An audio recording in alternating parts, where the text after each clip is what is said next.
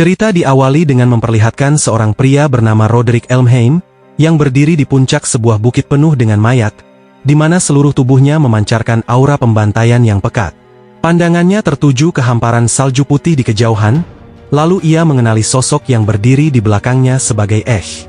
Ia kemudian sedikit menoleh dan mempertanyakan mengapa Ash ada di sana, karena ia jelas mengingat telah mempercayakan ekspedisi penaklukan wilayah timur kepadanya.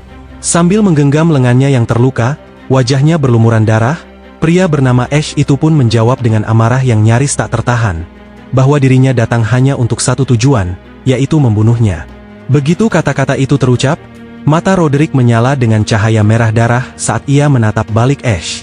Berhadapan dengan ayah angkatnya sambil menggenggam pedang yang berlumuran darah, Ash menuduh bahwa sejak awal Roderick memang berniat menjadikan unitnya sebagai umpan dan membuang mereka setelah tidak berguna lagi, lalu dengan getir bertanya apakah tuduhannya itu salah. Dengan mata emas yang dipenuhi kebencian, Ash lalu memanggilnya ayah. Sembari mengernyit, Roderick jelas tidak senang, lalu menjawab dengan dingin bahwa takdir seperti itu adalah satu-satunya tujuan bagi keberadaan Wingless, atau seseorang tanpa sayap seperti Ash, seraya mengejeknya sebagai anak bodoh. Ia kemudian menyebutkan nama lengkap Ash, dengan penekanan yang disengaja. Pikiran Ash pun melayang pada lambang keluarga yang berwarna merah pekat dari keluarga Elmheim, garis keturunan militer terkuat di benua yang sejak lama bersumpah melindungi keluarga kerajaan. Ia teringat bagaimana kepala keluarga itu, Roderick Elmheim, dipuja sebagai satu-satunya pemilik Seven Wings di seluruh negeri. Ia mengingat sosok Roderick yang berdiri tegak di bawah lambang keluarga, duduk di kursi kekuasaan. Lalu muncul kenangan lain, tentang Roderick yang secara iseng menyelamatkannya ketika ia masih bayi yang sekarat, yang ditinggalkan di tengah badai salju di samping seorang wanita. Ash menyadari bahwa karena tindakan itulah ia menghabiskan seluruh hidupnya untuk membalas budi tersebut. Kenangan berikutnya muncul, tentang dirinya yang terkapar di tanah dengan wajah penuh darah, pedang kayu yang hancur di sisinya, sementara dua saudara angkatnya berdiri di dekatnya sambil tertawa mengejek. Ia ingat bagaimana sejak kecil mereka merendahkannya, mengatakan bahwa orang tanpa sayap, atau wingless, dan bahkan tanpa lambang, tidak pantas bermimpi terlalu tinggi. Dengan pahit, Ash menyimpulkan bahwa ia memang tidak memiliki sayap, atau wings, yang dibutuhkan untuk membalas ayahnya. Pikirannya kemudian tertuju pada lambang sayap yang terukir di punggung Roderick, dan keyakinan bahwa semakin banyak sayap yang dimiliki seseorang, semakin besar pula kekuatan sihir yang tersembunyi di dalamnya. Dengan perih, ia mengingat bahwa sebagai satu-satunya anggota keluarga Duke yang tidak bisa menggunakan sihir, ia dicap sebagai wingless oleh saudara-saudaranya. Meski begitu, Ash tidak melakukan apapun selain mati-matian berpegang pada pedangnya. Ia mengingat bagaimana ia berlatih tanpa henti dengan tongkat kayu, bagaimana ia menelanjangi tubuhnya dan melakukan push-up tanpa henti hingga keringat menetes ke tanah, serta bagaimana ia terus menguatkan tubuhnya bahkan di tengah badai dan hujan deras, hanya dengan satu keyakinan bahwa suatu hari pengabdian itu akan terbayar.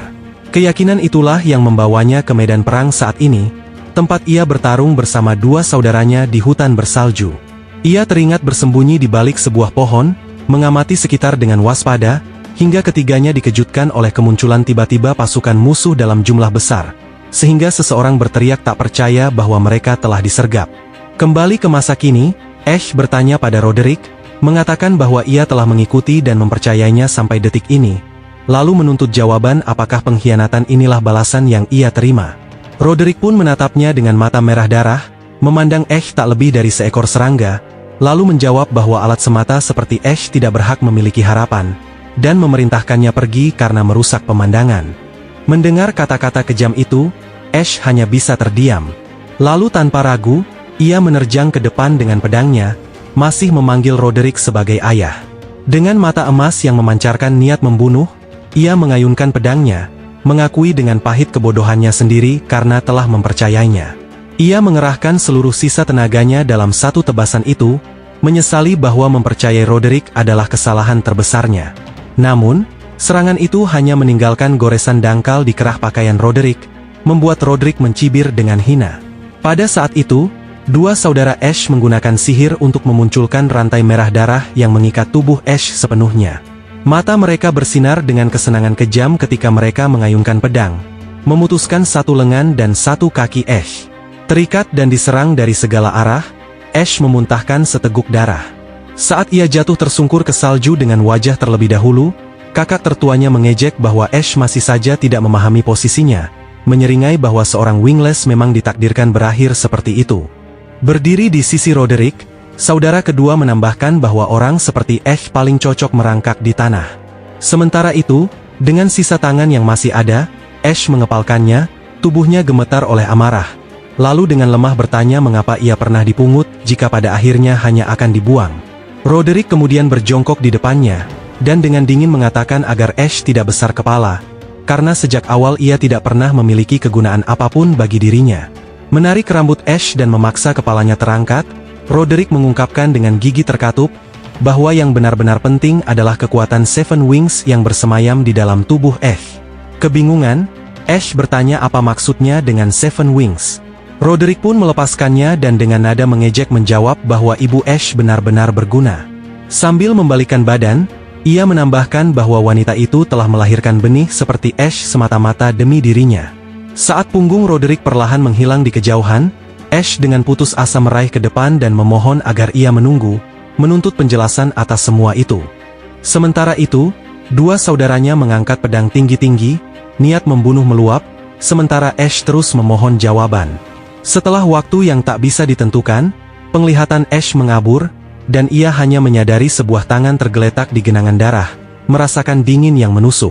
Dengan susah payah membuka mata yang memudar, ia bertanya-tanya apakah inilah tempat ia akan mati. Menatap salju yang terus turun tanpa henti, dan dalam sisa kesadarannya, Ash pun mempertanyakan untuk apa sebenarnya ia hidup selama ini. Tiba-tiba, lonceng gereja berdentang. Terbungkus kain lusuh, seorang bocah diam-diam menilai keadaannya, merasakan bahwa segala sesuatu di sekitarnya berwarna putih dan terasa hangat samar. Bertanya-tanya apakah ini akhirat atau mungkin salju. Beberapa saat kemudian, Ash bersin keras, matanya yang bulat membesar karena bingung, dan ia segera menyadari bahwa ini bukanlah akhirat, melainkan kenyataan. Saat dentang lonceng terus bergema, ia mendapati dirinya terbaring dalam pelukan seorang wanita, membuatnya terkejut dan bertanya-tanya di mana sebenarnya dirinya berada. Ketika ia mencoba menggerakkan kakinya, ia meragukan tubuh kecil yang ia huni. Mengangkat jari mungilnya, ia mempertanyakan apakah itu benar-benar miliknya, menyadari bahwa tubuh itu jelas-jelas adalah tubuh seorang bayi. Saat itulah Ash panik, menyadari bahwa ia telah menjadi seorang bayi sepenuhnya. Setelah beberapa waktu, ketika ia dengan terpaksa menerima kenyataan itu, ia mulai mengamati sekeliling. Melihat wanita yang menggendongnya, Ash diam-diam bertanya-tanya apakah wanita itu sudah meninggal. Pada saat itu, ketika ia secara naluriah memicu sebuah pencarian, sekumpulan cahaya emas kecil muncul. Melalui cahaya itu, Ash melihat sekelompok orang berkuda yang melaju di tengah badai salju, berteriak bahwa wanita itu harus ditemukan apapun caranya. Bersikeras bahwa dalam badai seperti ini, ia tidak mungkin pergi terlalu jauh. Sang kapten, dengan wajah berkerut dalam, berteriak kepada para prajurit di belakangnya bahwa demi Tuan Roderick, mereka harus merebut kembali bayi yang dibawa wanita itu. Ketika cahaya emas itu perlahan menghilang, Ash ketakutan setengah mati hingga keringat dingin membasahi seluruh tubuhnya. Mendengar nama Roderick, batinnya terguncang, mempertanyakan apa yang baru saja terjadi dan apakah mereka benar-benar menyebut Tuan Roderick.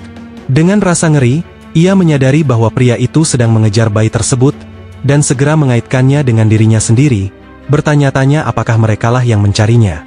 Mata emas Ash membelalak ketakutan ketika ia teringat bahwa dirinya sendiri pernah dipungut pada suatu malam bersalju, persis seperti ini. Kenangan itu membuatnya mencurigai kemungkinan yang absurd, bahwa ia telah kembali ke masa lalu, meski gagasan itu terasa benar-benar tidak masuk akal. Kemudian, ketika cahaya emas kembali muncul dan bayangan para penunggang kuda yang menerjang salju kembali terlihat, Ash tersentak dan melirik ke satu arah, memutuskan bahwa ia akan memastikan segalanya nanti. Ia lalu memutar tubuhnya, berjuang melepaskan diri dari pelukan kaku wanita itu, sambil meyakinkan dirinya sendiri bahwa jika ia tetap di sana, ia pasti akan jatuh ke tangan sang duk lagi. Ketakutannya pun berubah menjadi dorongan kuat, membuat tubuhnya basah oleh keringat, ketika Ash mengulurkan tangannya ke depan. Energi spiritual berwarna emas melonjak dari seluruh tubuhnya saat ia mulai merangkak sedikit demi sedikit, mengertakkan gigi dengan tekad sambil berkata dalam hati bahwa ia harus pergi sejauh dan secepat mungkin dari tempat itu. Tangan kecilnya pun menghantam permukaan salju, memunculkan uap tipis darinya. Sambil terus merangkak, ia mengumpat dalam hati, merasakan napasnya semakin berat. Setiap gerakan membuat kedua tangannya memancarkan panas yang semakin kuat, melelehkan salju di bawahnya, dan ia merasakan anggota tubuhnya begitu panas seolah terbakar. Ia tidak tahu berapa lama waktu berlalu, tetapi akhirnya ia menyadari bahwa ia telah membuat sebuah parit panjang di atas salju. Menyemangati dirinya sendiri, ia bertekad untuk bertahan hidup, meski harus merangkak sepanjang jalan. Dengan wajah kotor dan tubuh yang kuyup oleh keringat, ia mengatupkan gigi dan terus maju, kembali meneguhkan tekadnya untuk hidup. Saat teringat bayangan dirinya yang meraih punggung Roderick yang menjauh, Ash bersumpah dalam hati bahwa suatu hari nanti ia akan merebut segalanya dari Roderick. Namun, penglihatannya perlahan menggelap meski tangannya masih terus menjulur ke depan. Pada akhirnya, tubuhnya melemas dan terjatuh di atas salju. Beberapa waktu kemudian, sepasang kaki berhenti tepat di depannya. Seorang gadis berambut putih menoleh ke arah pria di belakangnya dan memanggil ayahnya, memberitahu bahwa ia telah menemukan sesuatu. Seorang pria berambut abu-abu pun muncul, dan ia adalah seorang Viscount dari keluarga Hiver. Ia mengangkat Ash ke dalam pelukannya, bertanya-tanya mengapa ada bayi di tempat seperti ini. Saat ia mengamati Ash dengan saksama, ia tiba-tiba menyadari sesuatu yang janggal, dan matanya membelalak ngeri ketika menyadari bahwa itu benar-benar seorang bayi. Menatap jejak panjang yang terukir di salju, Viscount Hiver tertegun, bertanya-tanya apakah bayi ini benar-benar telah merangkak sejauh itu. Keringat dingin pun mengalir di tubuhnya saat ia menatap Ash yang tertidur di pelukannya dan bertanya dalam hati, siapakah sebenarnya anak ini? Dan begitulah, Ash dipungut oleh sosok misterius, sementara pria itu terus diliputi keterkejutan tentang siapa anak ini sebenarnya. Dalam mimpinya, Ash melihat seorang anak berambut merah menunjuk ke arahnya, dan ia bertanya-tanya di mana tempat itu serta siapa anak tersebut. Anak itu, dengan mata biru besar, mengulurkan tangan ke arahnya, dan Ash meyakinkan dirinya bahwa anak itu datang untuk menemuinya. Tiba-tiba, saat Ash masih setengah tertidur dan bergumam bahwa itu adalah malaikat, ia terkejut dan langsung terbangun ketika sebuah tangan kecil mencubit hidungnya. Ketika ia membuka mata, ia melihat wajah-wajah penasaran anak-anak dari berbagai usia menatapnya dari atas. Beberapa dari mereka berseru dengan gembira bahwa si kecil baru saja membuka matanya, sementara yang lain memperingatkan agar tidak menggodanya atau mereka akan menarik hidung mungilnya. Kekacauan pun terjadi, dengan beberapa anak menarik lengannya dan yang lain menarik kakinya, membuat wajah Ash memucat saat ia bertanya-tanya situasi apa sebenarnya ini. Akhirnya, kakak perempuan tertua memeluknya dan melindunginya dari anak-anak lain. Namun tiba-tiba Ash tidak bisa menahannya lagi dan melompat keluar dari pelukannya, membuat semua orang terkejut. Merangkak di lantai, ia mengulurkan tangan ke depan, mencoba melarikan diri, sambil dengan tersiksa bertanya-tanya apa yang sedang terjadi. Saat itu juga, anak berambut merah berteriak dan berlari ke arahnya, sementara kakak tertua buru-buru berteriak agar mereka berhenti. Anak-anak itu mengabaikannya dan mengejar Ash, memaksanya melarikan diri sambil menggunakan sihir. Dengan ketakutan dan dendam bercampur di hatinya, bertanya-tanya mengapa mereka mengejarnya. Dengan wajah tegang, Ash mengulurkan tangannya ketika energi emas memancar dari seluruh tubuhnya, dan pupil matanya tiba-tiba berkilat.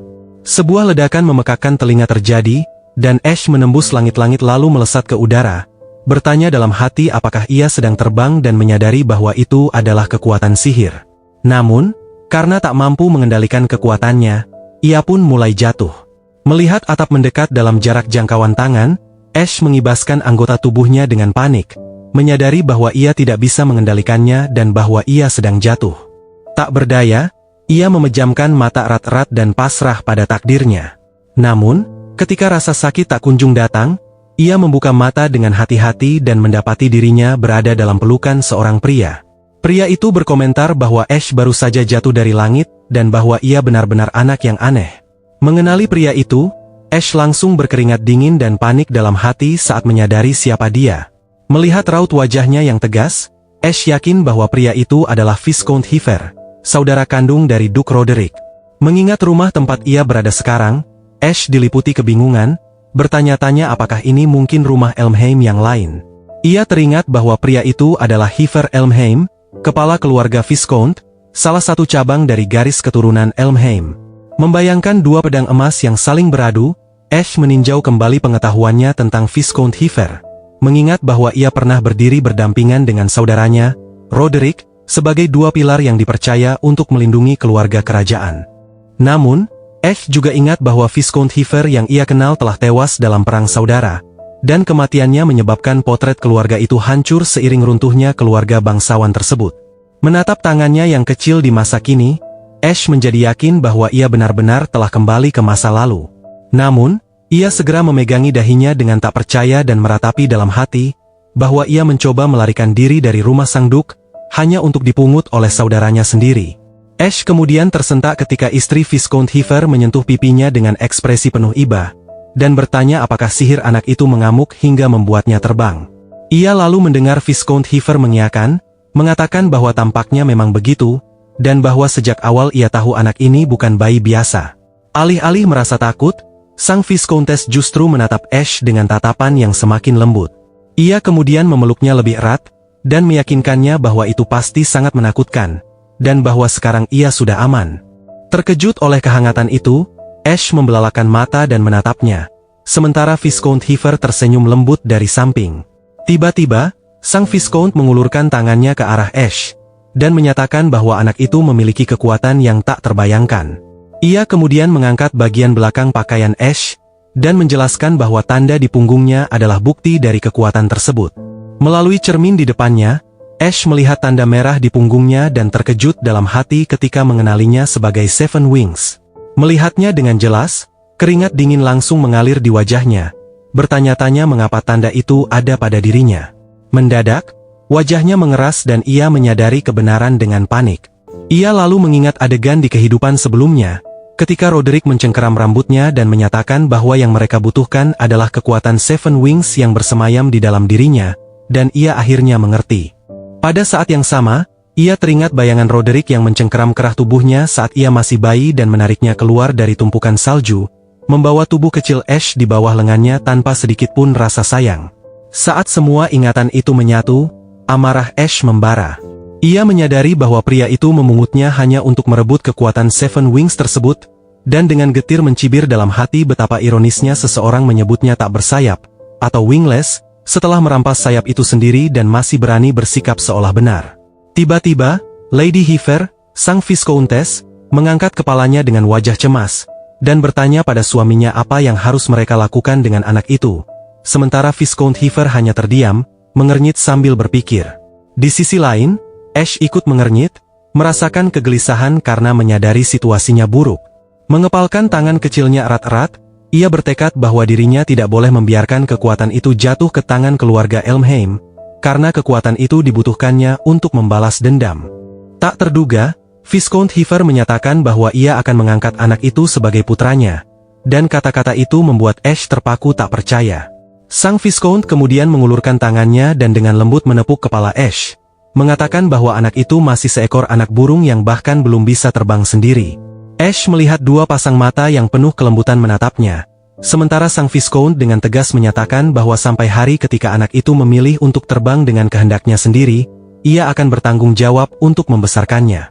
Mendengar itu mata Ash membelalak, dipenuhi perasaan haru dan keterkejutan.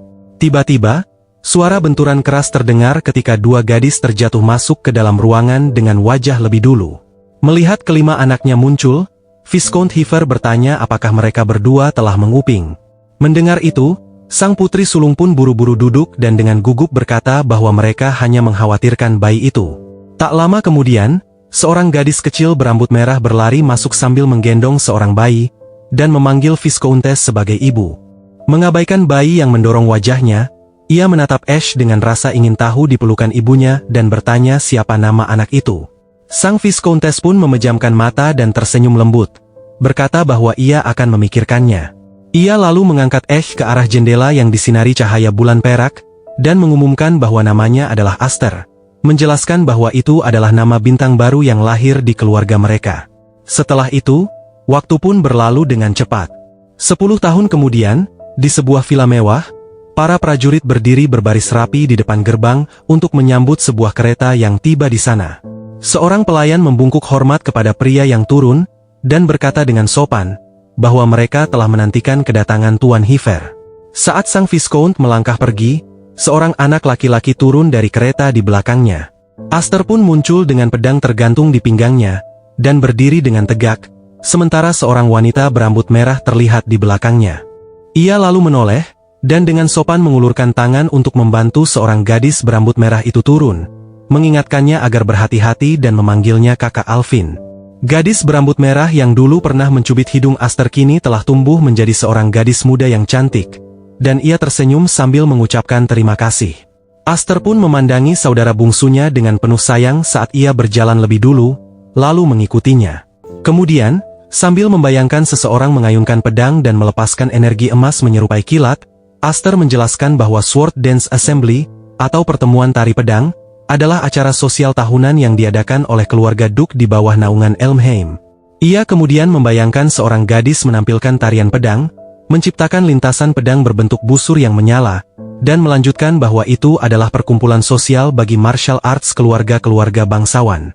Sambil membayangkan seorang pemuda melepaskan tebasan pedang berenergi biru, Aster menambahkan bahwa selain menjadi tempat mempererat hubungan antar bangsawan, acara itu juga merupakan panggung bagi tiap keluarga untuk memamerkan pendekar muda berbakat yang membawa nama keluarga mereka.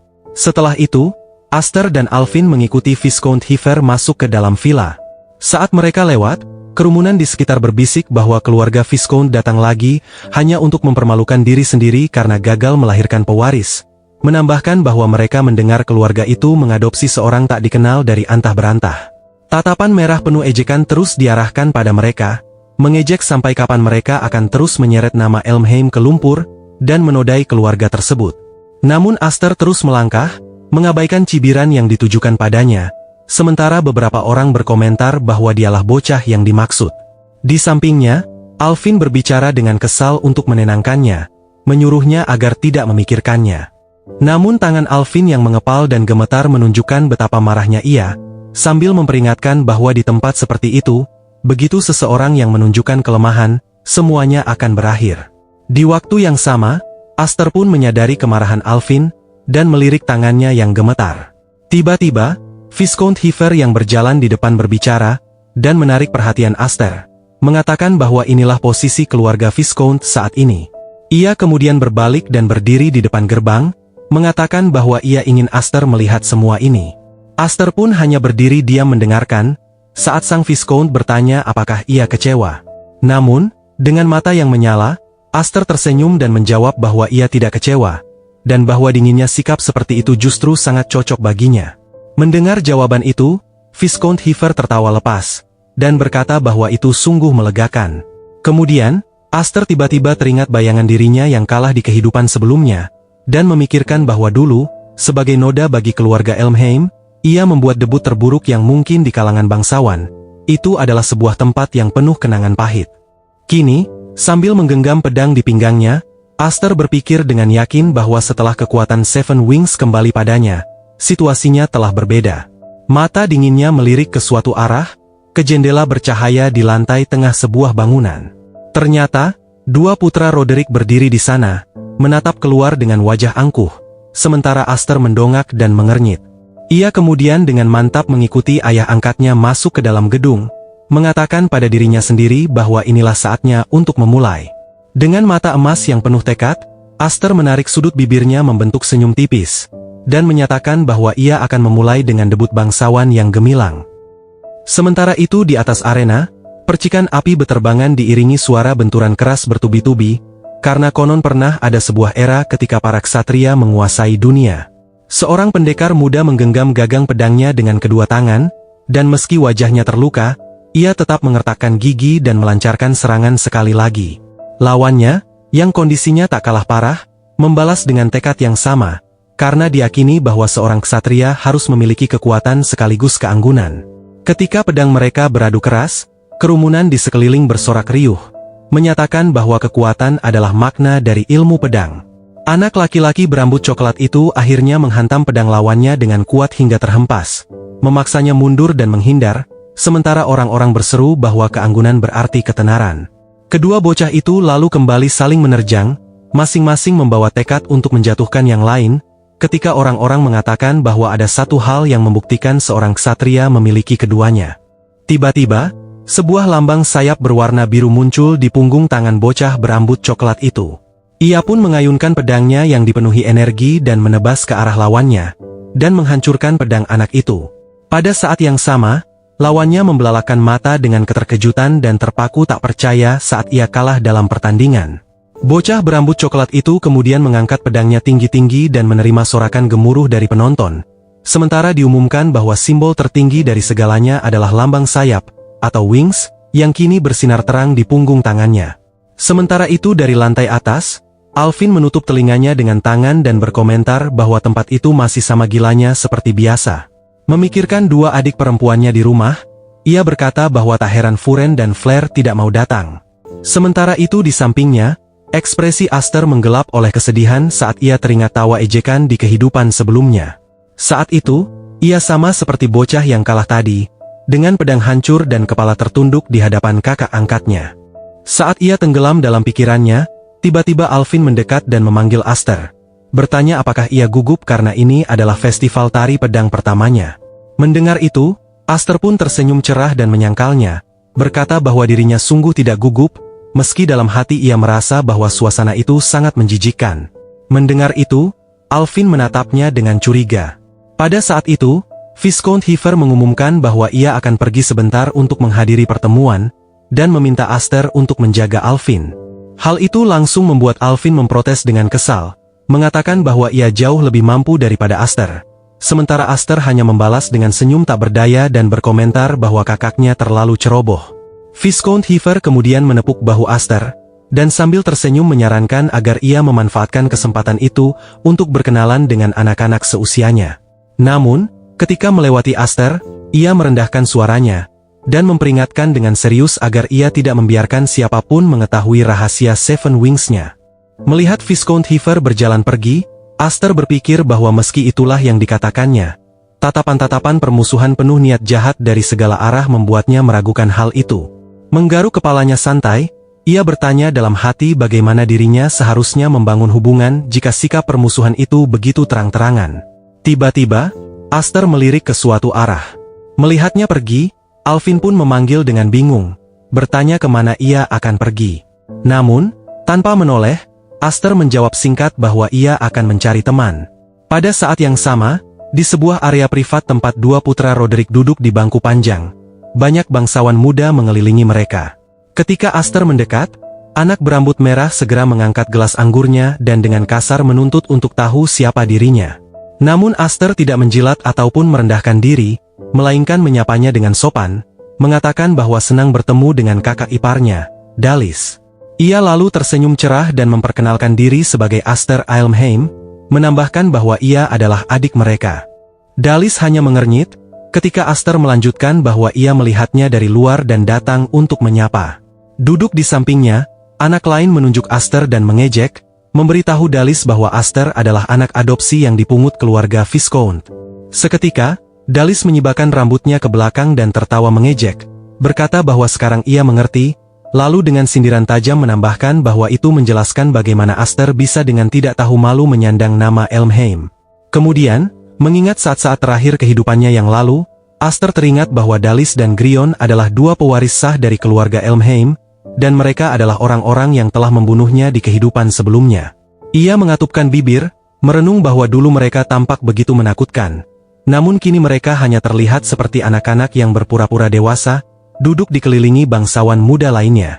Tiba-tiba, sebuah suara memanggil namanya, dan menariknya keluar dari lamunannya. Alvin mencengkeram pergelangan tangannya dan mendesaknya untuk kembali, bertanya apakah ia sudah menyapa mereka. Tepat ketika ia berbalik, sebuah suara terdengar dari belakang, menyapa Alvin dan bertanya apakah ia juga ada di sana. Kemudian, sembari mengangkat alisnya, Dalis mencibir Alvin, mengejeknya dengan bertanya apakah sekarang ia tidak perlu bersembunyi di balik ayahnya. Lalu memerintahkannya untuk datang menghibur mereka, mengklaim bahwa itu adalah perintah dari keluarga utama. Mendengar itu Alvin pun berhenti berjalan, namun tidak menoleh. Namun, ia tiba-tiba menatap mereka dengan tajam dan menolak dengan tegas, menyatakan bahwa keluarga utama dan keluarga cabang bukanlah hubungan tuan dan pelayan. Ia lalu menarik Aster pergi dengan paksa, membuat Aster tergagap mengatakan bahwa ia masih ingin mengatakan sesuatu. Namun, ia terdiam saat merasakan tangan yang mencengkeram pergelangan tangannya gemetar hebat. Aster mengernyit, matanya dipenuhi kesedihan. Meski begitu, Dalis tidak membiarkan mereka pergi begitu saja. Dengan tawa yang menyimpang, ia berteriak mengejek, bertanya apakah mereka tahu sesuatu. Sembari melihat keduanya saling menarik pergi, Dalis mencemooh dengan mengatakan bahwa ayahnya dulu adalah seorang ksatria, tetapi gagal melindungi raja, dan sebagai bentuk tanggung jawab, saudaranya sendiri telah memotong lengannya. Mendengar itu, ekspresi Alvin menggelap dan ia berhenti melangkah. Namun tidak berhenti di situ, Dalis terus mencibir, mengatakan bahwa dirinya bersyukur pada Tuhan karena tidak mewarisi darah pecundang itu, dan perkataan itu membuat Alvin mengertakkan gigi. Ia tiba-tiba berbalik dan menatapnya tajam, kemudian melepaskan tangan Aster dan melangkah maju dengan agresif ke arah Dalis, menuntut agar ia menarik kembali kata-katanya. Namun ketika Alvin memperingatkan bahwa jika Dalis berniat menghina ayahnya, dirinya tidak akan membiarkannya. Tetapi Dalis sama sekali tidak ragu, karena ia langsung memuntahkan anggur dari mulutnya ke wajahnya.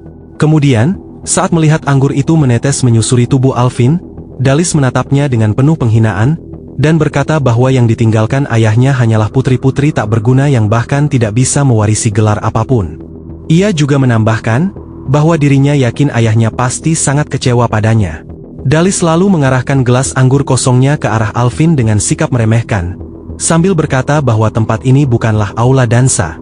Ia menyindir bahwa lain kali jika Alvin datang, seharusnya ia berpakaian yang membuat dirinya tidak keberatan jika tubuhnya basah kuyup, bahkan menyarankan agar ia cukup mengenakan kain compang-camping saja. Mata Alvin pun langsung dipenuhi air mata saat ia menundukkan kepala, menatap gaunnya yang kini ternoda anggur, merasa terhina hingga ke dasar hati. Dari belakang, Aster menyaksikan Alvin dipermalukan oleh mereka. Ia teringat bahwa dalam perjalanan ke tempat itu, ia sempat merasa khawatir. Saat melihat para bocah bangsawan memegang botol anggur sambil tertawa, ia mengingat bagaimana dirinya sempat berpikir bahwa mungkin dengan melihat wajah-wajah mereka lagi, ia tidak akan merasakan kemarahan apapun. Tiba-tiba, Aster melangkah maju dan merebut botol anggur dari tangan mereka. Ia berjalan mendekat dan meletakkan satu tangan di bahu Alvin untuk menenangkannya, sembari mengakui dalam hati bahwa ia justru merasa lega.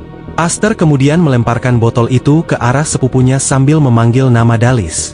Dalis pun langsung mengerutkan kening, tetapi tetap menangkap botol tersebut.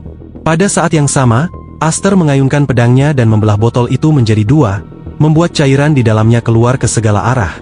Sementara Aster mengumpat dalam hati karena Dalis ternyata masih sama saja, tetap sampah seperti dulu. Seluruh isi botol itu pun tumpah ke atas kepala Dalis, membuatnya menjerit kaget. Kemudian, ketika Grion menerjang ke depan sambil berteriak cemas memanggil saudaranya, Aster dengan tenang mengangkat tangannya dan menyeka anggur dari bilah pedangnya. Ia lalu menjulurkan lidah dan menjilat setetes anggur di ibu jarinya, berkata dengan nada santai bahwa itu hanya jus anggur. Dengan mata dingin, Aster menggunakan senyum mengejek dan berkata bahwa tampilan itu sangat cocok untuk bangsawan manja seperti Dalis. Pada suatu hari 3 tahun sebelumnya, Aster menundukkan kepala sedikit saat energinya meledak dengan ganas akibat kehilangan kendali, sementara Viscount Heifer berteriak agar Aster menahannya, dan menuntut penjelasan apakah dia berniat membunuh para saudarinya. Di sana, putri sulung sang Viscount memeluk adik perempuannya sambil menangis ketakutan, dan berteriak agar adiknya tetap bersamanya. Sementara itu, 3 putri Viscount Heifer yang lain berkerumun di sudut tempat itu dengan wajah pucat ketakutan, mendengar ayah mereka berteriak agar Aster sadar dan menenangkan diri. Saat energi Aster yang meluap terus menyebar, Aster berpikir bahwa inilah Seven Wings, dan ia mengakui bahwa ia tak pernah membayangkan kekuatan sebesar ini tersembunyi di dalam dirinya. Di waktu yang sama, Viscount Heifer, yang memegang pedangnya di depan Aster, bertanya dalam hati apakah kekuatan itu benar-benar bisa dikendalikan olehnya. Saat ia melihat putra angkatnya berdiri dengan tatapan kosong beserta energi emas yang terus bergejolak di dalam tubuhnya, ia juga diliputi kekhawatiran yang mendalam terhadap Aster. Kembali ke masa kini, di dalam ruang dewan, Viscount Heifer terkejut ketika seorang pelayan bergegas masuk sambil berteriak bahwa ada masalah yang sangat gawat. Semua orang di ruangan itu pun langsung menoleh ke arahnya, dan seseorang menegur dengan keras, menanyakan maksud dari masalah tersebut, sambil mengingatkan bahwa mereka sedang berada di tengah pembicaraan penting. Pelayan itu tergagap gugup sebelum melaporkan, sementara Duke Roderick dan Viscount Heifer mengerutkan kening dan mendengarkan, bahwa putra-putra dari keluarga utama dan keluarga cabang Elmheim sedang berduel. Mendengar itu, Viscount Heifer berseru kaget dan bertanya apa yang sebenarnya terjadi, sementara Duke Roderick menggelapkan ekspresinya dan tetap diam dengan wajah tidak senang. Tak lama kemudian, tiba-tiba Viscount Heifer berdiri dan melangkah keluar dari ruangan tersebut dengan raut muka serius. Pada saat itu, Alvin langsung mendekatinya, dan segera berteriak memanggilnya. Ketika Viscount Heifer melihat Alvin berlari ke arahnya dengan wajah panik, ia segera bertanya dengan cemas apa yang sebenarnya telah terjadi. Sementara itu, saat Viscount Heifer meletakkan tangannya di bahu putrinya untuk menenangkannya, seorang bangsawan berwajah garang tiba-tiba tertawa dengan penuh semangat dan menunjuk ke bawah. Viscount Heifer dan Alvin pun segera menunduk, memandang ke arah arena duel di mana dua pemuda berdiri saling berhadapan dengan pedang di tangan. Bangsawan berwajah garang itu lalu melanjutkan dengan nada antusias, mengatakan bahwa itu adalah perseteruan saudara dalam keluarga besar Elmheim, dan menambahkan bahwa pemandangan seperti itu sangat jarang terjadi. Dengan menyilangkan tangan, ia berspekulasi dengan penuh gairah bahwa segalanya akan ditentukan oleh bagaimana duel itu berakhir. Sementara Viscount Heifer dan Alvin mencengkeram pagar balkon dengan ekspresi cemas. Tidak hanya mereka, karena dua bangsawan lain di dekat mereka juga condong ke depan untuk menonton. Tiba-tiba, bangsawan berwajah garang mengusap dagunya dan berkomentar dengan seringai, bahwa pertemuan tarian pedang ini bisa berubah menjadi sesuatu yang buruk. Sementara itu di lantai arena, Dalis mengangkat pedangnya, lalu memperlihatkan lambang sayap di punggung tangannya. Dengan nada mengejek, ia berkata bahwa menantang keluarga Duke adalah tindakan bodoh, lalu menghina Aster sebagai anak liar yang lahir di alam bebas, dan bahkan tidak mengerti perbedaan kekuatan di antara mereka. Begitu melihat lambang itu, para penonton di sekitarnya bersorak dengan penuh kegembiraan, berteriak bahwa itu adalah lambang 4 sayap, atau Four Wing Crest, dan memuji Dalis sebagai sosok yang berada di tingkat yang sama sekali berbeda, dan ia pantas menjadi pewaris sang Duke. Kemudian, Dalis mengangkat alisnya dengan penuh penghinaan, dan menantang Aster untuk memperlihatkan lambang sayap yang ia miliki. Ia lalu mengarahkan pedangnya ke arah Aster dan bertanya, apakah Aster terlalu malu untuk menunjukkannya setelah melihat miliknya. Sebagai jawaban, Aster dengan santai mengakui bahwa memamerkan pola semacam itu dengan penuh kebanggaan bukanlah sesuatu yang sanggup ia lakukan. Ia lalu menatap dingin ke arah Dalis, menyeratkan bahwa hal itu justru memalukan. Jelas sikap itu membuat Dalis murka hingga ia mengertakkan giginya, bahkan urat-urat di dahinya juga ikut menonjol. Tiba-tiba, Aster menggenggam pedangnya dengan erat dan menyatakan bahwa jika dirinya menang, Dalis harus meminta maaf kepada para saudarinya. Ia lalu bertanya apakah itu terdengar adil, sambil memanggil Dalis sebagai sepupu. Dalis pun langsung menyetujuinya, dan berkata bahwa jika ia yang menang, Aster akan menjadi anjingnya. Ia lalu mengayunkan dua pedangnya dan menerjang ke arah Aster, berseru bahwa dirinya akan membuat Aster bekerja untuknya seumur hidup. Setiap serangan Dalis turun seolah-olah ia sedang mempermainkan Aster, dan memaksa Aster melompat mundur untuk menghindarinya, sementara asap putih berputar di bawah kakinya.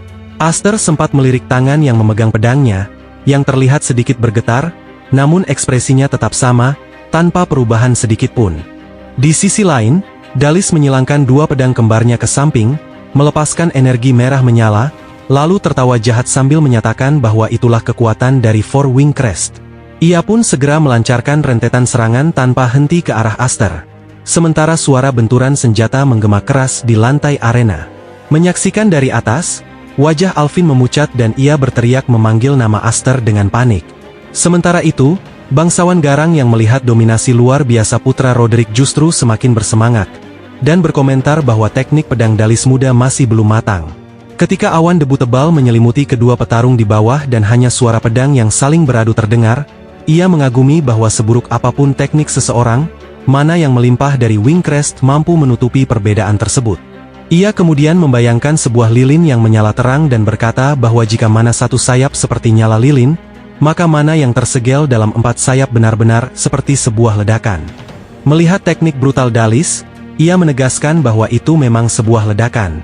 Sementara itu di arena, Dalis terus menyerang tanpa ampun sambil mengejek Aster, menanyakan kemana perginya keberanian yang sebelumnya ditunjukkan, dan apakah Aster tidak berniat memaksanya meminta maaf, atau semua itu hanyalah omong kosong belaka. Dengan mengangkat kedua pedangnya tinggi-tinggi di atas kepala, Dalis meraung agar Aster menunjukkan kekuatannya. Melihat hal itu, bangsawan berambut pirang mulai berkeringat deras dan menyimpulkan bahwa pertandingan ini sudah ditentukan. Pada saat itu, Aster mengayunkan pedangnya dan menggunakan mana emasnya untuk menahan serangan milik Dalis. Api menyembur di antara 3 bilah pedang, membuat Dalis menatap kaget dan mempertanyakan apa yang baru saja terjadi. Akan tetapi, Aster menanggapi dengan dingin dan penuh ejekan bahwa Dalis terlalu banyak bicara. Ia kemudian mengayunkan pedangnya dengan kuat, hingga Dalis terpental ke udara. Bersamaan dengan itu, mana yang menyelimuti pedang Aster melonjak dengan ganas. Lalu, sambil menggenggam pedangnya dengan satu tangan, Aster dengan tenang melancarkan serangan balasan ke arah Dalis, sambil berpikir bahwa selama 10 tahun terakhir ia telah belajar mengendalikan mana di kediaman sang Viscount, hanya menunggu kesempatan untuk membalas dendam. Dengan mata emasnya yang memancarkan permusuhan dan dipenuhi kebencian, Aster mengangkat pedangnya yang bersinar keemasan, lalu melompat ke udara dan menebas ke bawah, memaksa Dalis berjuang mati-matian untuk bertahan. Dalam sekejap, tekanan luar biasa membuat Dalis berlutut. Pemandangan itu membuat Grion pucat pasi, keringat bercucuran di wajahnya, sambil bergumam bahwa kakaknya sedang berada dalam bahaya. Seperti iblis yang sedang menatap mangsanya, Aster menekan Dalis dengan energi yang menghancurkan, membuat Grion berteriak kaget, tidak percaya bahwa kakaknya benar-benar terdesak. Di sana terlihat tubuh Dalis dibasahi oleh keringat, namun sorot matanya justru semakin liar saat ia mengertakkan gigi dan menyatakan bahwa dirinya memiliki 4 sayap. Namun dari atas, Aster tidak menanggapi sedikit pun. Tiba-tiba, pedang Dalis mengeluarkan suara retakan tumpul lalu pecah, membuat semua orang di sekitar mereka pucat dan berteriak tak percaya, mempertanyakan apakah ia benar-benar akan kalah dengan cara seperti itu. Melihat Dalis hampir jatuh ke belakang di bawah tekanan mana Aster, kerumunan mulai bergumam bahwa pertarungan ini berlangsung sepihak. Para penonton semakin terkejut, bertanya-tanya apakah Elmheim masih memiliki seseorang sekuat itu. Tiba-tiba, energi Aster meledak dengan hebat, bahkan mengejutkan dirinya sendiri. Melihat itu, Viscount Heifer mengepalkan tangannya yang gemetar, dan dengan cemas bergumam bahwa ini buruk. Di waktu yang sama, Dalis mengertakkan gigi saat melihat bilah pedang Aster semakin mendekati wajahnya. Pada saat itu, Aster teringat kembali senyum cerah Dalis ketika ia memotong lengan Aster di kehidupan sebelumnya. Ekspresi ejekan penuh kenikmatan saat Dalis membantai adik angkatnya tanpa sedikitpun rasa bersalah kembali terbayang. Aster seakan kehilangan kendali, pupil matanya berkilat hitam emas saat energinya meledak liar. Ketakutan melihat itu, Dalis panik dan berteriak memintanya berhenti. Di saat yang sama, dari lantai atas, Alvin menjerit ngeri, memohon agar Aster menghentikannya. Namun, tebasan pedang Aster tetap turun, memicu ledakan memekakan telinga, dan pedang Dalis hancur berantakan. Bangsawan garang itu pun langsung mengerutkan keningnya, tak lagi tersenyum atau bercanda setelah melihat kekuatan itu. Di arena, Aster baru saja menyelesaikan serangannya ketika sisa pedang Dalis menancap ke tanah di belakangnya. Sementara itu, bilah pedang Aster telah tertancap dalam di tanah, tepat di antara kedua kaki Dalis. Dalis terjatuh ke tanah dan mengompol karena ketakutan, seluruh tubuhnya kaku dan tak mampu bergerak.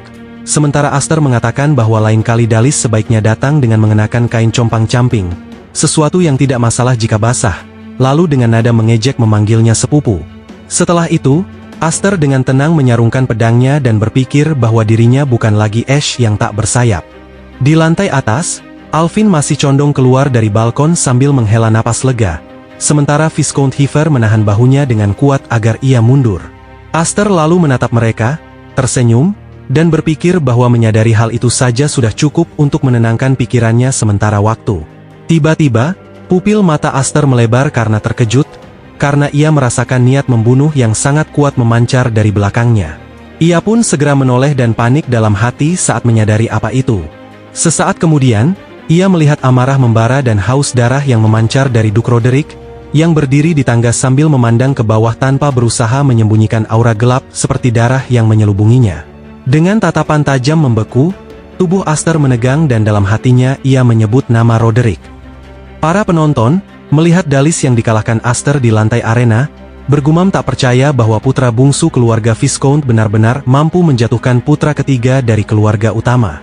Saat mereka mengamati langkah kaki Duke Roderick yang mendekat, mereka berspekulasi bahwa keadaan telah berubah menjadi kekacauan besar, dan tidak mungkin orang itu akan diam setelah harga dirinya diinjak-injak seperti ini. Sementara itu, Dalis yang duduk canggung di tanah tiba-tiba tersenyum cerah ketika melihat siapa yang telah datang. Melihatnya mendekat, Aster pun langsung mengangkat pandangannya dan menatap Duke Roderick tanpa sedikit pun rasa takut. Sementara Duke Roderick mengerutkan keningnya, dan ketidaksenangannya terpampang jelas di wajah. Aura merah tua lalu memancar di sekeliling tubuh Aster, dan matanya sama sekali tidak tampak menyerah pada tekanan yang diberikan oleh Duke Roderick. Dalam diam, ia mengenalinya sebagai Duke Roderick Elmheim. Tiba-tiba, Dalis memaksa dirinya bangkit, menopang tubuhnya dengan satu tangan di tanah. Ia lalu menerjang ke depan, mencengkeram pakaian ayahnya, Duke Roderick, dan berteriak memanggil namanya seperti anak kecil.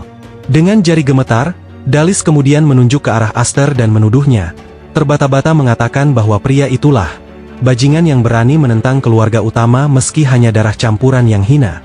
Namun, mata Duke Roderick langsung berkilat oleh amarah saat putranya yang tak becus terus merengek, memohon agar ayahnya menggunakan kekuatannya untuk memberi pelajaran pada Aster. Namun sebelum kata-katanya selesai, tangan Dalis sudah ditekan ke tanah oleh sarung pedang, menghancurkan ubin dan memercikkan darah.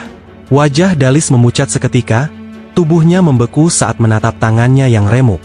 Kerumunan di sekelilingnya juga langsung berkeringat dingin karena ngeri, disertai jeritan melengking dari Dalis.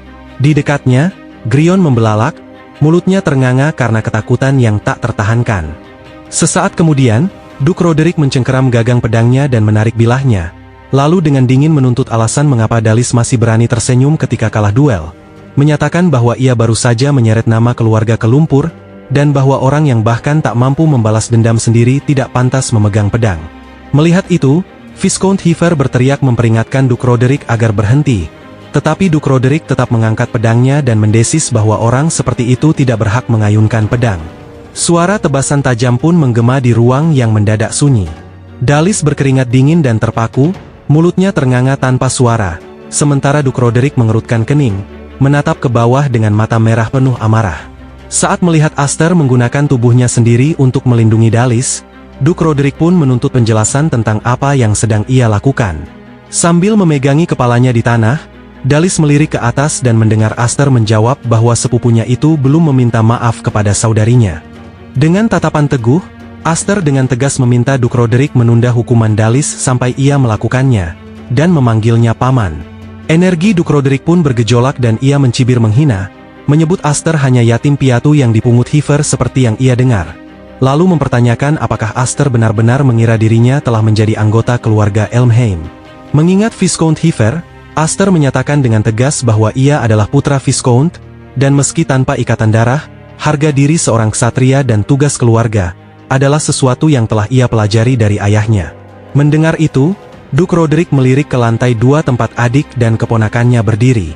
Namun kemarahannya justru kian memuncak saat ia berbicara melalui gigi terkatup, menyatakan bahwa sebagai anggota keluarga Viscount, Aster telah mencoreng kehormatan keluarga utama, mengingatkan tentang keagungannya, puncak 12.000 ksatria dalam pedang raja, dan menegaskan bahwa kebanggaan semacam itu bukan sesuatu yang bisa dianggap sebagai pertengkaran anak-anak. Di waktu yang sama, bangsawan berwajah garang itu menyilangkan tangan dan mengerutkan kening memandang ke bawah. Sementara bangsawan pirang terengah dan mencengkeram pagar balkon saat Duke Roderick menegaskan bahwa Aster pasti mengerti ini bukan perkara yang bisa diabaikan dengan pertengkaran kecil saja. Di dekatnya, bangsawan berambut biru menopang dagunya dan menyeringai ketika Duke Roderick menambahkan bahwa Aster sendiri pasti memahami hal itu. Pada saat yang sama, Viscount Heifer meletakkan tangannya di gagang pedang, bersiap untuk campur tangan ketika Duke Roderick menyebut bahwa ayah Aster telah menyerahkan satu lengan sebagai kompensasi atas ketidaksetiaannya. Di arena, Aster melirik bilah tajam yang ditekan ke lehernya, ketika Duke Roderick bertanya apa yang hendak ia tawarkan sebagai gantinya. Dengan tenang, Aster memulai dengan menyapa Duke Roderick dengan hormat sebagai paman, lalu melirik Dalis yang masih memegangi kepalanya di belakangnya, dan berargumen bahwa ini bukan pertengkaran saudara, melainkan duel yang sah, dan bahwa ia hanya membalas dengan pedang terhadap kata-kata yang telah menghina keluarganya. Jelas pernyataan itu justru membuat Duke Roderick semakin tidak senang. Namun, Aster dengan sangat serius menegaskan bahwa mereka yang tidak mampu membalas dendam sendiri tidak berhak mengangkat pedang, mengingatkan pamannya bahwa ia sendiri pernah mengatakan hal itu, dan menyatakan bahwa ia tidak berniat kehilangan satu jari pun. Ucapannya membuat bangsawan garang tersebut terkejut hingga ia bersiul, sementara Alvin di sampingnya mengepalkan tangan yang gemetar. Tiba-tiba, bangsawan berambut biru tertawa dan berkata tak percaya bahwa bocah itu baru berusia 10 tahun, menyebutnya pasti lelucon. Sementara itu, ekspresi Duke Roderick menggelap dan ia tenggelam dalam perenungan sunyinya. Beberapa saat kemudian, Duke Roderick berbalik, menyarungkan pedangnya, dan menyatakan bahwa ia mengerti, lalu tiba-tiba memerintahkan Aster untuk bersiap. Meski bingung, Aster tetap meraih dan menggenggam gagang pedangnya. Tanpa peringatan, sebuah bilah membelah udara dan melesat ke arah wajah Aster, yang hal itu membuatnya sangat terkejut. Duke Roderick tetap berdiri di tempat, namun tekanan yang dilepaskannya mengirim Aster terlempar ke dinding seberang, menghancurkannya dan memenuhi udara dengan debu dan asap. Kilatan serangan mendadak itu membuat Alvin tertegun. Matanya berkaca-kaca saat ia menutup mulutnya karena ngeri. Viscount Heifer, yang terkejut, langsung menerjang sambil berteriak memanggil nama Duke Roderick, menyerang dengan pedang. Namun tanpa menoleh sedikit pun, Duke Roderick mengayunkan pedangnya ke belakang dan dengan mudah menahan serangan sang Viscount.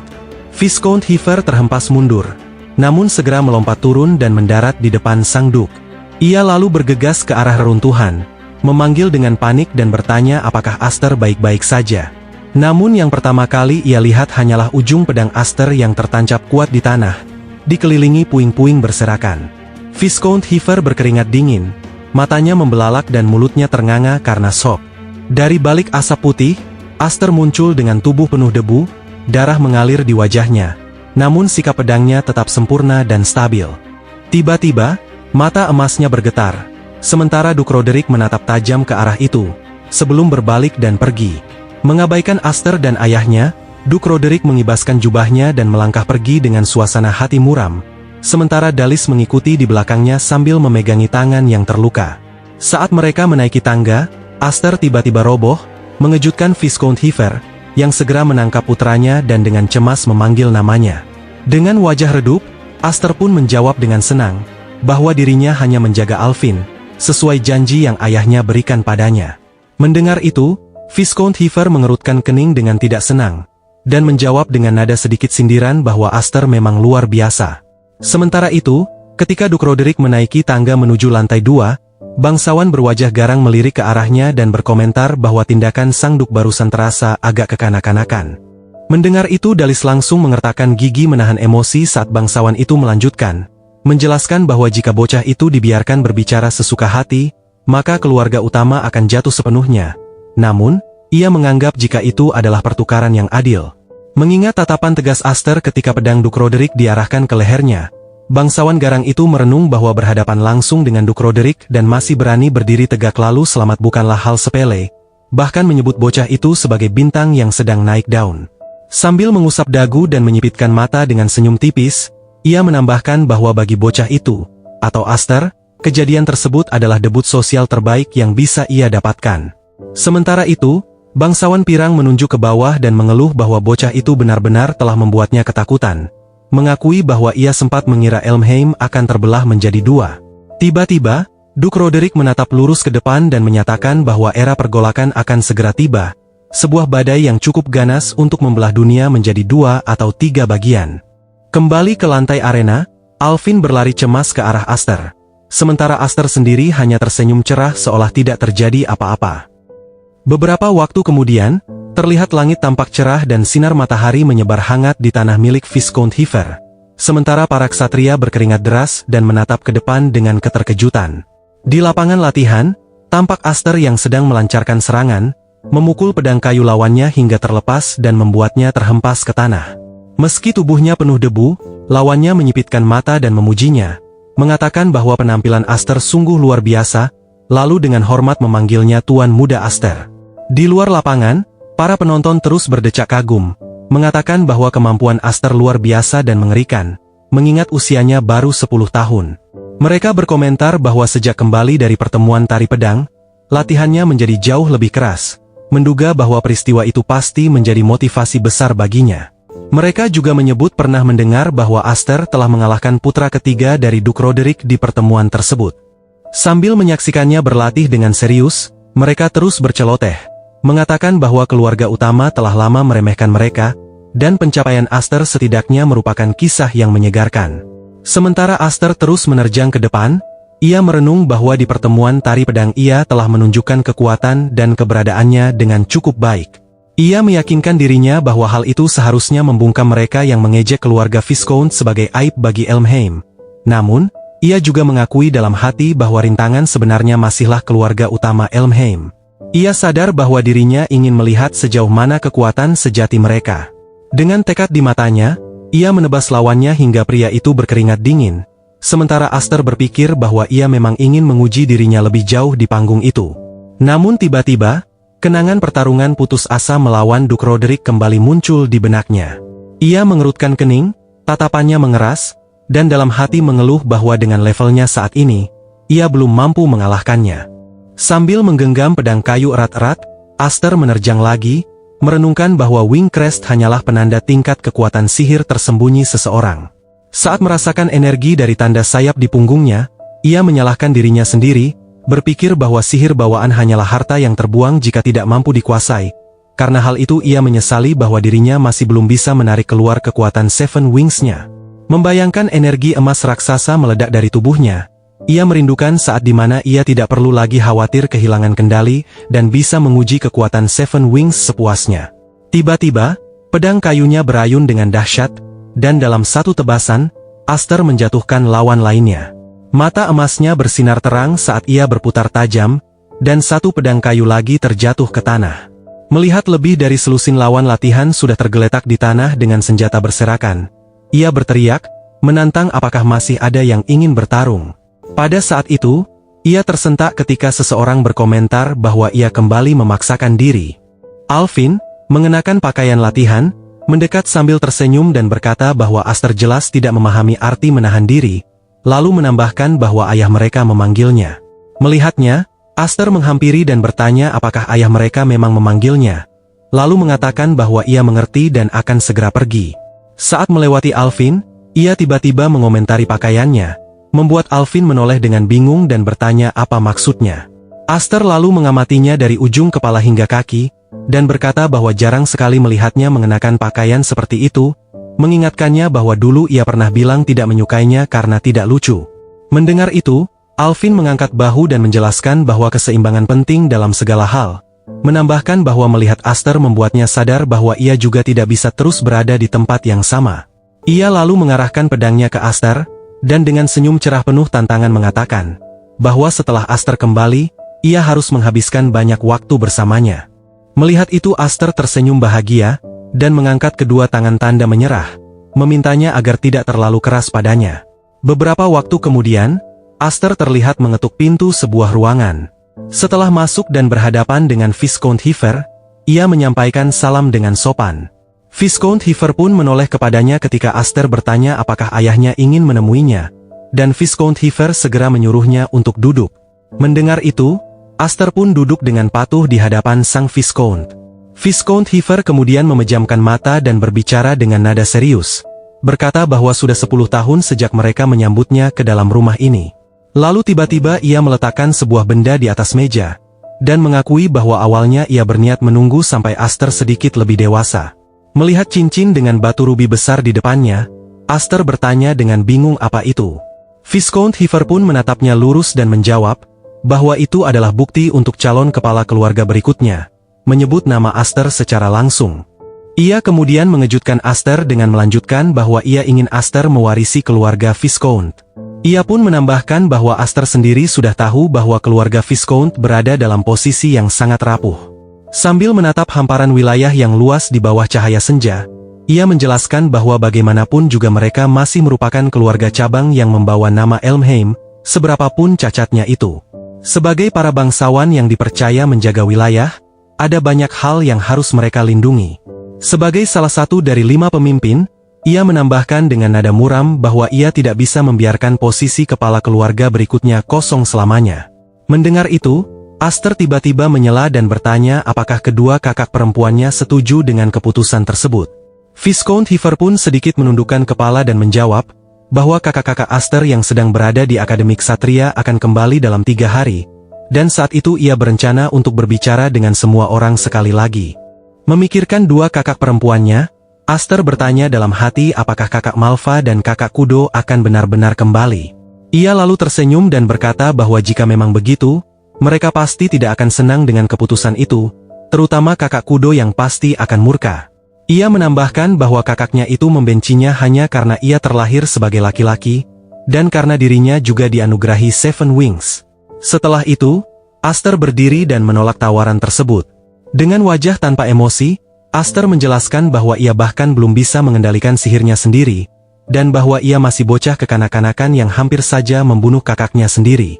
Ia juga mengatakan bahwa dalam kondisi seperti itu, ia tidak memiliki kepercayaan diri untuk membujuk kakak-kakaknya yang sedang marah. Mendengar penolakan itu, Viscount Heifer tersenyum dan menerima keputusannya. Sebelum Aster meninggalkan ruangan, sang Viscount memanggilnya dan berkata, bahwa Aster selalu membuatnya ragu, apakah Aster benar-benar anak kecil atau bukan. Ia kemudian meraih sebuah kotak dan menjelaskan bahwa cincin itu awalnya ia siapkan sebagai hadiah atas penampilan Aster di pertemuan tari pedang. Viscount Heifer kemudian meletakkan kotak kayu itu di atas meja, dan mengatakan bahwa sepertinya Aster akan lebih senang dengan benda ini. Melihat itu mata Aster langsung membelalak karena terkejut dan ia berseru, bertanya apa itu sebenarnya. Di dalam kotak tersebut terdapat sebuah pedang pendek, dengan sebuah rubi merah berbentuk belah ketupat yang tertanam di gagangnya, sementara ujungnya terbungkus kain. Viscount Heifer kemudian memperkenalkannya sebagai pedang sihir Gram, sebuah pedang pemakan sihir yang mampu mengendalikan kekuatan dari Seven Wings. Beberapa saat kemudian, terlihat Viscount Heifer membawa Aster ke sebuah hutan sambil memegang pedang Gram, dan berkata bahwa tempat itu sepertinya sudah cukup. Mendengar itu, Aster kemudian bertanya kepada ayahnya, kalau hanya menunjukkan pedang padanya, bukankah di aula latihan saja sudah cukup? Tetapi Viscount Heifer menggeleng dan berkata bahwa ini hanya sebagai langkah berjaga-jaga. Ia kemudian berkeringat dingin saat teringat langit-langit dan dinding rumah yang pernah berlubang besar, sambil berpikir bahwa Aster memang sering menghancurkan rumah. Viscount Heifer lalu memperlihatkan pedang Gram yang bilahnya masih terbungkus kain, menjelaskan bahwa pedang iblis Gram adalah senjata legendaris yang hanya diwariskan kepada putra tertua keluarga Elmheim. Meskipun pedang itu dipercayakan kepada keluarga utama, ia sengaja mengambilnya dari mereka untuknya. Setelah berkata demikian, ia menggunakan giginya untuk menarik kain pembungkus bilah pedang itu. Aster menatap dengan tercengang ketika menyadari bahwa pedang itu ternyata patah. Lalu terbata-bata bertanya dengan tak percaya apakah itu benar-benar sebuah pedang. Viscount Heifer kemudian menjawab bahwa seperti yang bisa Aster lihat, pedang itu memang tidak memiliki bilah. Ia pun menjelaskan bahwa ketika kekuatan sihir dialirkan ke dalamnya, bilah energi berwarna merah tua akan menyala dan muncul dari gagangnya. Sambil mengarahkan bilah spiritual itu ke sebuah batu besar di dekat mereka, Viscount Heifer mengatakan bahwa pedang itu adalah pedang potensial yang disempurnakan oleh kekuatan sihir milik penggunanya. Tiba-tiba, sebuah pilar energi merah menyala melesat ke depan, mengukir jalur lurus di dalam hutan, dan membuat tanah, bebatuan, serta pepohonan lenyap begitu saja. Menatap pedang merah bercahaya di tangannya, Viscount Heifer mengerutkan kening dan memperingatkan bahwa jika penggunanya setengah-setengah dalam menyalurkan sihir, pedang itu justru bisa menguras seluruh kekuatan sihirnya. Ia kemudian menambahkan bahwa pedang itu memiliki reputasi yang kelam. Setelah menarik kembali energi pedangnya, Viscount Heifer segera mengulurkannya ke arah Aster, dan bertanya apakah ia ingin mencobanya. Mendengar itu, Aster pun segera mengambil pedang tersebut. Mengikuti instruksi ayahnya, Aster mencoba untuk memusatkan pikirannya dan menyalurkan kekuatan sihir ke dalam pedang. Ketika ia melihat energi emasnya meledak keluar dari gagang pedang, ia terkejut dan berteriak dalam hati. Dalam pupil matanya, ia melihat pedang itu menyerap sihirnya, membuatnya bertanya-tanya bagaimana kekuatannya bisa mengalir ke dalam pedang dengan sendirinya. Pada saat yang sama, beberapa prajurit Heifer melihat sebuah pilar cahaya merah menembus langit. Mereka bergumam kebingungan, bertanya-tanya apakah itu komet yang jatuh dari langit, sementara prajurit lain membantah dan berkata bahwa justru sebaliknya, sesuatu telah melesat ke atas.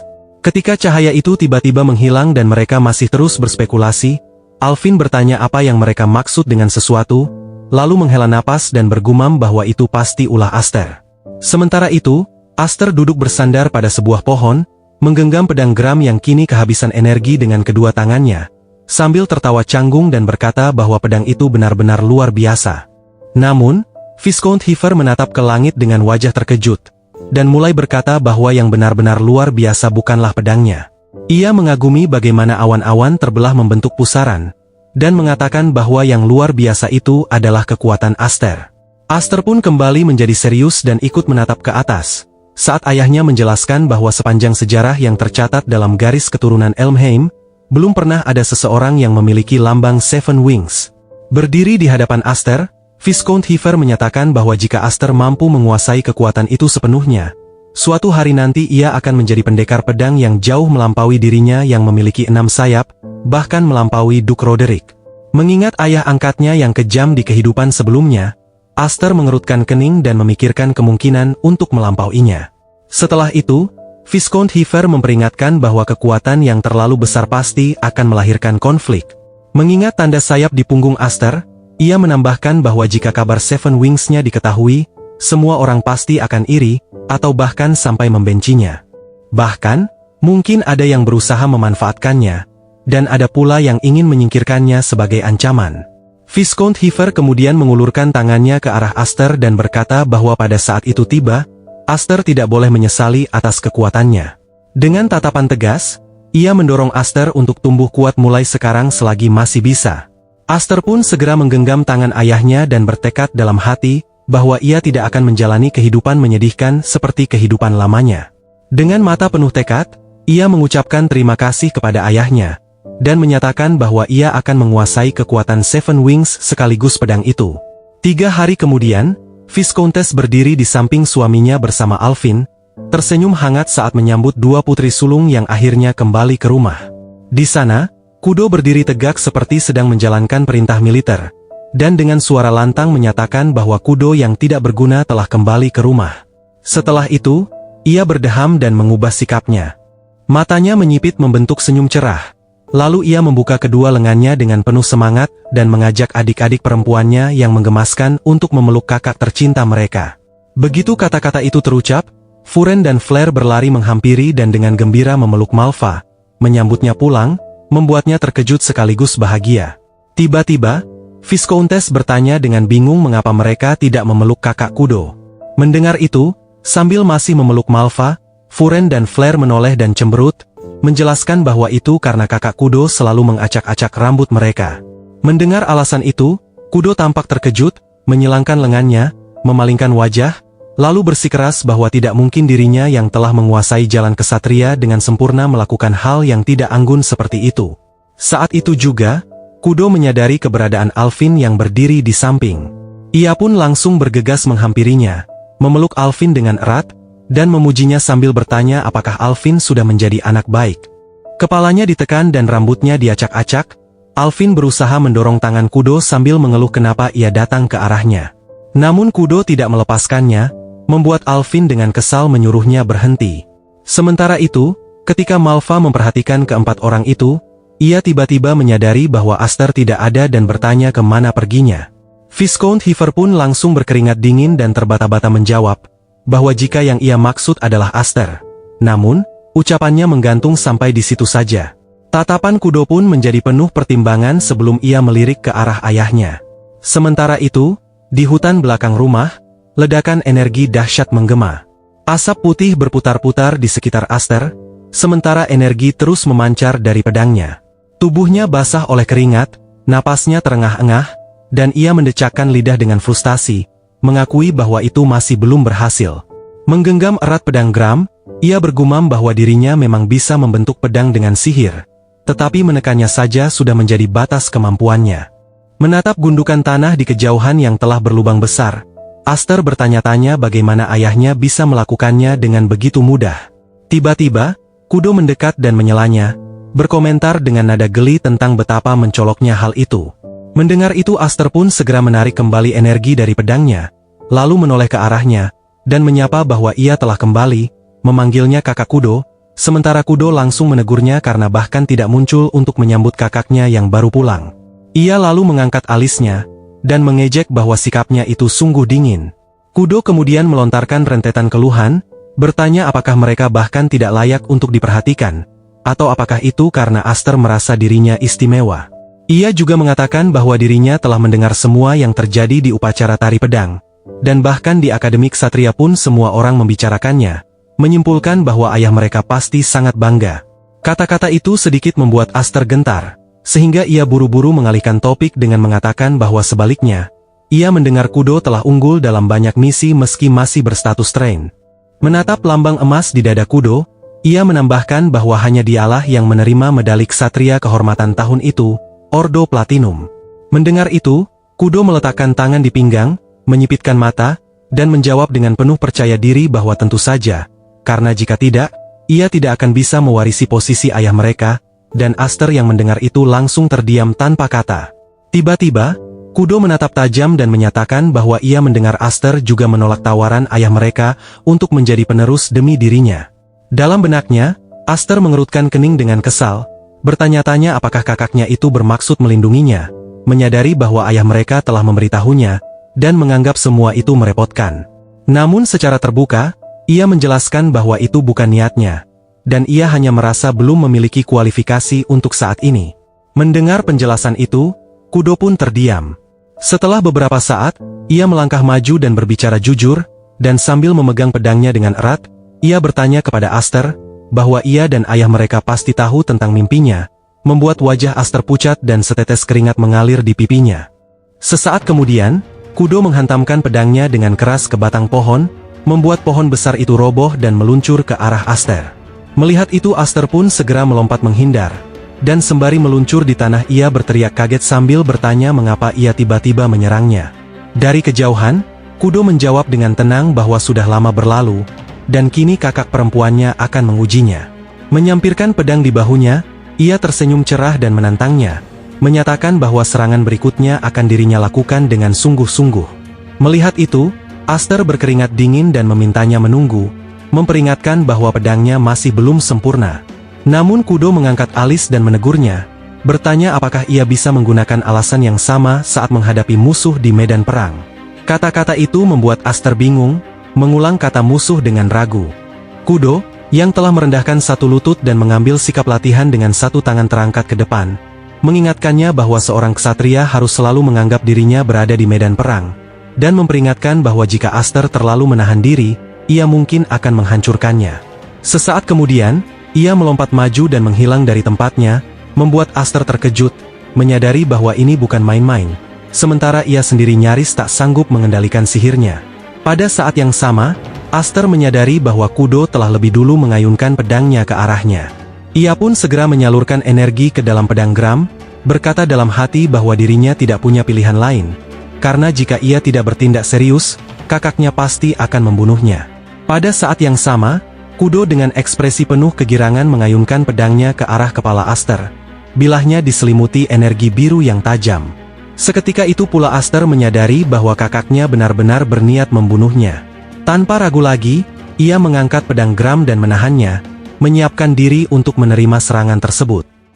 Cukup sekian untuk hari ini. Kalau kalian suka ceritanya, jangan lupa like dan subscribe, supaya tidak ketinggalan alur cerita manhwa seru lainnya di channel Kak Cerita Manhwa.